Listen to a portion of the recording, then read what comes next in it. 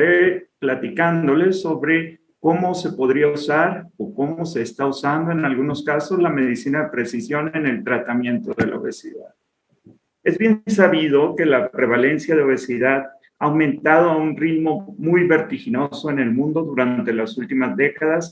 Incluso se estima que más del 44% de la población en el mundo presenta sobrepeso y más de 300 millones de personas además presentan obesidad severa. En México, 7 de cada adultos presentan sobrepeso o obesidad, siendo la prevalencia de esta última, de la obesidad, de 36% de acuerdo a la encuesta nacional de salud.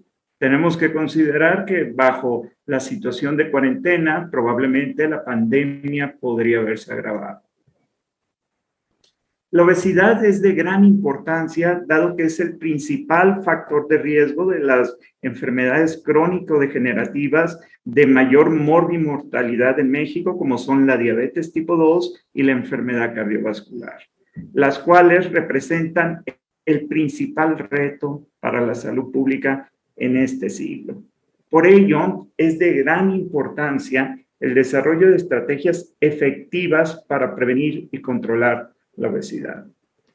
Estas estrategias las podemos definir en 3 grandes grupos con distintas variantes en las cuales su intervención varía dependiendo de cada una de ellas en eficacia y riesgo predicho. En el caso de la dieta y el ejercicio, se consideran la piedra angular para el tratamiento de la obesidad. Sin embargo, la pérdida de peso conseguida por este tipo de acción es modesta y además es difícil de mantener a lo largo del tiempo. Además, estos pacientes parecen presentar una adaptación fisiológica a la pérdida de peso, lo cual hay un mayor apetito y una eficacia metabólica incrementada, contrarrestando así la pérdida de peso y aumentando la recuperación del mismo. Es por ello que estrategias farmacológicas pueden ser un importante coadyuvador en el tratamiento de la obesidad. Estas estrategias pueden llevar a una pérdida de peso más sostenida, aunque también posterior al tratamiento puede haber una reganancia de peso. Finalmente, tenemos la cirugía bariátrica, que es la que principalmente está implicada en sujetos con obesidad grado 3 o incluso sujetos con obesidad grado 2 que presentan comorbilidades metabólicas como la diabetes. Esta estrategia es considerada como la forma más exitosa para la pérdida de peso de manera sostenida a largo plazo y además de remisión de las comorbilidades como la diabetes. Sin embargo, es claro que existe una gran variabilidad en la respuesta que se tiene a los distintos tratamientos para el manejo de la obesidad. Así tenemos que estrategias como la dieta hipocalórica, tratamiento farmacológico, la propia cirugía bariátrica, podemos ver que tiene una heterogeneidad en las respuestas en los distintos sujetos. Es ahí justo donde esta heterogeneidad genética y su interacción con el ambiente permiten un acercamiento a la medicina de precisión. Esta medicina de precisión buscaría encontrar cuáles son los mejores biomarcadores a distintos niveles, a nivel del genoma, el epigenoma, el transcriptoma, proteoma y estudios más recientes a nivel de la microbiota intestinal. Todas ellas enfocadas en poder definir cuáles son los individuos o los grupos de individuos que mejor responderían a la dieta, al tratamiento farmacológico, a la cirugía bariátrica y algo muy importante, poder valorar cuáles podrían ser los eventos adversos a cada uno de estos tratamientos. Particularmente, la medicina de precisión ha tenido un acercamiento a los tratamientos para la obesidad en el caso de la cirugía bariátrica. La cirugía bariátrica podemos ver en este gráfico que en un estudio realizado en 800 o más de 800 sujetos, Algunos respondieron muy bien a la pérdida de peso, perdieron más del 100% del exceso de peso que tenían antes de la cirugía, y algunos que pueden observar en rojo, estos prácticamente no respondieron a la cirugía bariátrica. Considerando el éxito que ha habido en identificar variantes genéticas comunes a través de los escaneos, los escrutinios de genoma completo de variantes que contribuyen poco, pero que en su conjunto podrían ser importantes para la obesidad, utilizando esta estrategia, sumando cada uno de estos factores de riesgo genético, se puede crear un puntaje de riesgo genético, como ya lo han explicado los ponentes anteriores. Este puntaje de riesgo genético puede ayudar a estratificar aquellos sujetos que responderán mejor a cada uno de estos tratamientos. En el caso de la cirugía bariátrica, aquellos sujetos que presentan un número elevado de alelos de riesgo para la obesidad son los que presentan también una menor pérdida de peso. Serían principalmente sujetos no respondedores. En contraste, aquellos que presentaron un número menor de variantes de riesgo para la obesidad, parece que estos tienen una mayor pérdida de peso, serían exitosos. De manera interesante, estos estudios están basados en cuáles son las variantes genéticas conocidas principalmente en poblaciones de origen europeo, por lo que los marcadores o los puntajes de riesgo genético constituidos por estas variantes no necesariamente son extrapolables a otras poblaciones que han sido, como ya se ha comentado aquí, poco estudiadas en el mundo. En nuestro caso, el puntaje que hemos podido realizar para estudios en sujetos que han sido intervenidos para pérdida de peso por procedimiento quirúrgico, puedo decirles que es distinto los genes que participan o las combinaciones de genes. En este momento, este puntaje se encuentra en un proceso de validación para su posible utilidad clínica, pero es claro que esta podría ser uno de los principales acercamientos para el tratamiento de la obesidad. Sin duda, aún pues hay todo un camino para entender cuáles son las posibilidades para la medicina de precisión en el campo de la obesidad. El uso de las variantes genéticas que se han identificado a través de los escaneos del genoma completo han permitido, incluso ya hay empresas en el mercado ofertando distintos puntajes para predecir cómo va a responder una persona a esta posible ganancia de peso. Sin embargo, es claro que aunque estas variantes son muy sólidas en su asociación con la obesidad, predecir cómo vamos a responder, todavía el impacto es bajo o moderado. Por ello, todavía se requiere sumar más variantes a través de distintas estrategias y sobre todo a través de poblaciones poco estudiadas. Sin embargo, aquí muestro un caso recientemente publicado donde podemos ver que la suma de variantes presentes, ya sea para la ganancia de peso, predice que una persona podría tener un índice de masa corporal cercano a 70. Pero en realidad esta persona, su interacción con el ambiente define un índice de masa corporal casi 18 kilos distinto a lo que predice su genética. Esto nos deja ver claramente que la genética es un factor importante, pero sin entender los factores de riesgo sociodemográficos, el estilo de vida, variables clínicas relacionadas sobre todo a esta obesidad poligénica, será difícil poder tener patrones de predicción para la ganancia o pérdida de peso. Sin embargo, es prometedor que la suma de estas variables puedan ayudarnos a tener un valor predictivo cada vez más cercano al real que presenten estas personas.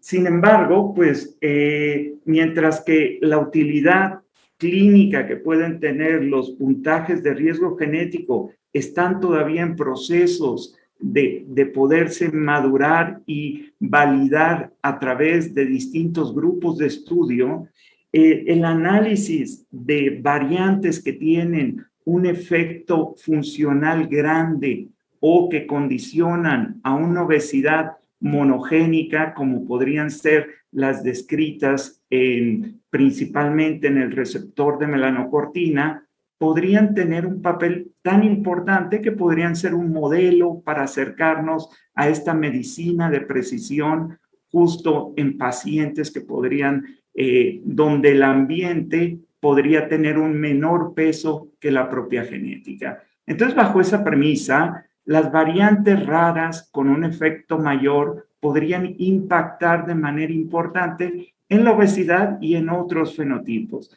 De manera muy reciente, hace algunas semanas, se publicó el estudio más grande que se ha hecho para identificar variantes funcionales relacionadas con el índice de masa corporal, con la obesidad. Este estudio incluyó más de 600,000 sujetos, de los cuales casi 100,000 eran mexicanos.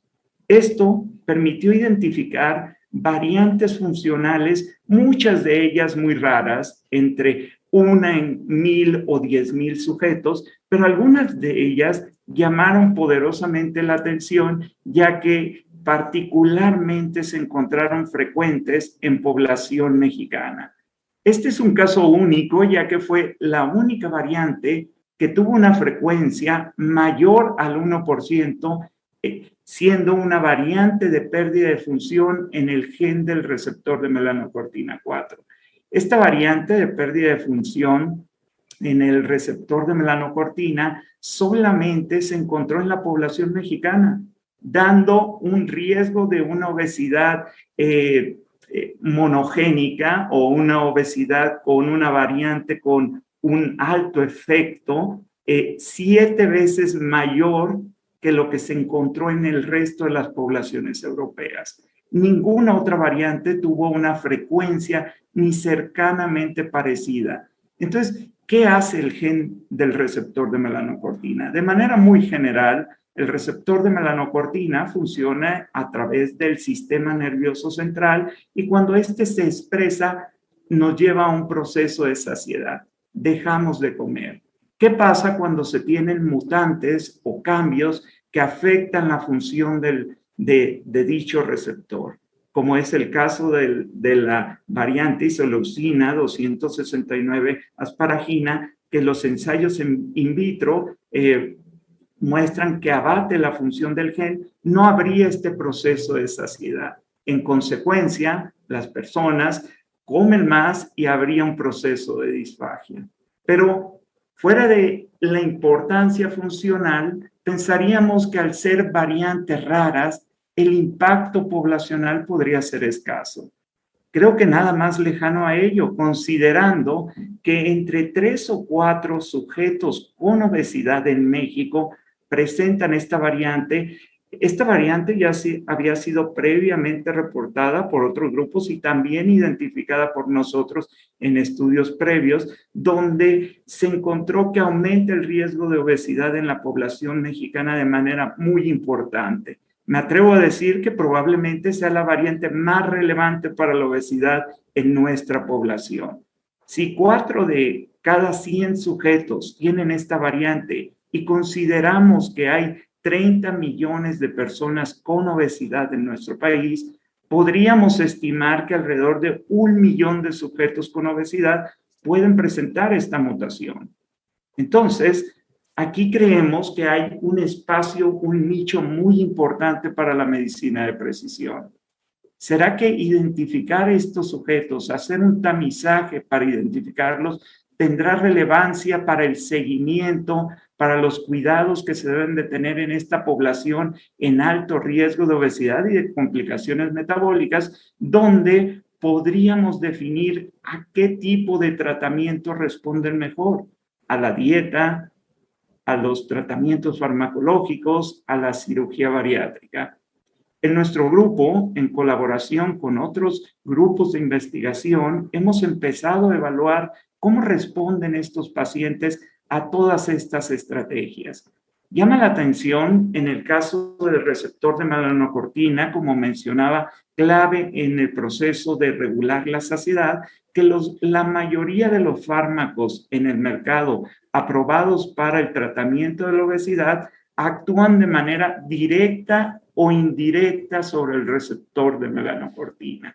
Significaría que alteraciones en la funcionalidad del receptor podrían impactar en la eficacia terapéutica de dichos fármacos. Existen estudios en la literatura evaluando principalmente liraglutida, donde se ve que se observa que los pacientes con mutaciones diversas en el receptor de melanocortina responden de manera adecuada a dicho fármaco. Sin embargo, se carece de información si el resto de los fármacos tendrían una respuesta exitosa en la pérdida de peso en pacientes que tienen alteraciones en el receptor de melanocortina, y el caso de esta alteración tan frecuente en la población mexicana creo que representa un hito para la medicina de precisión en México. Considerando esta premisa, hemos realizado estudios para evaluar distintos fármacos aprobados, ya sea por la FDA o por la COFEPRIS en México, valorando cómo responden los pacientes que tienen esta variante al tratamiento farmacológico. Aquí les muestro los resultados que son parte de la tesis de maestría de una de las estudiantes del laboratorio, donde podemos ver que en 102 sujetos que tuvieron un tratamiento por 6 meses de fentermina, y estos sujetos además tuvieron una dieta de 1.500 calorías y 20 minutos de ejercicio al día. Este fue un estudio fase 4, abierto, prospectivo, longitudinal, en sujetos que presentaban diabetes tipo 1 y obesidad grado 1 y obesidad grado 2. Después del tratamiento de 6 meses, se observó que los pacientes que tienen este cambio en el receptor de melanocortina respondieron exitosamente al tratamiento. Incluso la pérdida de peso fue ligeramente mayor, aunque no significativa, a aquellos que no tienen la variante. Sin embargo, en el grupo donde no se les administró el fármaco y solo tuvieron dieta y ejercicio, los pacientes, que debo de aclarar que este grupo incluyó solo 3 pacientes con esta mutante, los pacientes no respondieron al tratamiento de dieta y ejercicio, a diferencia de los que presentan la mutante. Esto es importante aclarar, que a pesar de que fentermina parece ser exitosa, se requieren evaluaciones a más largo plazo, ya que los pacientes pueden tener reganancia de peso. Podríamos entonces sugerir que en pacientes con mutaciones en el receptor de melanocortina, fentermina es exitosa en disminuir el peso corporal. Además, no lo muestro en esta ocasión, los pacientes tuvieron mejorías metabólicas, disminuyendo sus niveles circulantes de glucosa y la resistencia a la insulina. ¿A qué conclusiones podemos llegar con estos estudios? Que aunque los avances en la medicina de precisión han sido importantes y prometedores para el tratamiento de la obesidad, aún se requieren enfoques más integrales, enfoques donde podamos sumar la parte no solo genómica, sino también todas estas ciencias ómicas, incluyendo la participación de la microbiota intestinal, y que estos enfoques integrales vayan dirigidos a resultados significativos y sobre todo duraderos en la pérdida de peso de la mayoría de nuestros pacientes. Quisiera terminar agradeciendo al grupo de trabajo en la unidad de genómica de poblaciones aplicada a la salud de la Facultad de Química en el INMEGEN, el grupo que se encargó de la intervención farmacológica en el Instituto Nacional de Enfermedades Respiratorias, nuestros colaboradores en el Instituto Nacional de Nutrición, una parte importante que estamos desarrollando actualmente y validando en colaboración con el grupo de la doctora Orozco en pacientes con sujetos que tienen, en pacientes que fueron intervenidos por procedimiento quirúrgico para la pérdida de peso, ya que esta es una forma también de tratamiento que probablemente sea de las que más duración tienen en las mejorías metabólicas. De igual manera, a los financiadores para que este trabajo fuera posible. Gracias.